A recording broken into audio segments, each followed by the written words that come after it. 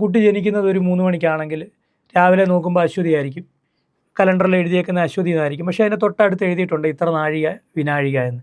അല്ലെങ്കിൽ അത് മണിമിനിട്ടാക്കുമ്പോൾ അത് കഴിഞ്ഞിട്ടുള്ള സമയം ഭരണിയാണ്. അപ്പോൾ അടുത്ത ദിവസം അത് കുറച്ചിട്ടുള്ള സമയം ഭരണി ഉണ്ടാവുള്ളൂ.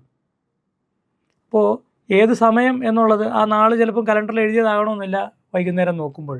പക്ഷെ നമ്മൾ പുറന്നാൾ കണക്കാക്കുമ്പോൾ, കേരളത്തിലെ സമ്പ്രദായം അനുസരിച്ച് നമ്മൾ പുറന്നാളാണ് കണക്കാക്കുന്നത്. ഉത്തരേന്ത്യൻ സമ്പ്രദായം അനുസരിച്ചാണെങ്കിൽ തിഥികളാണ് കണക്കാക്കുന്നത്.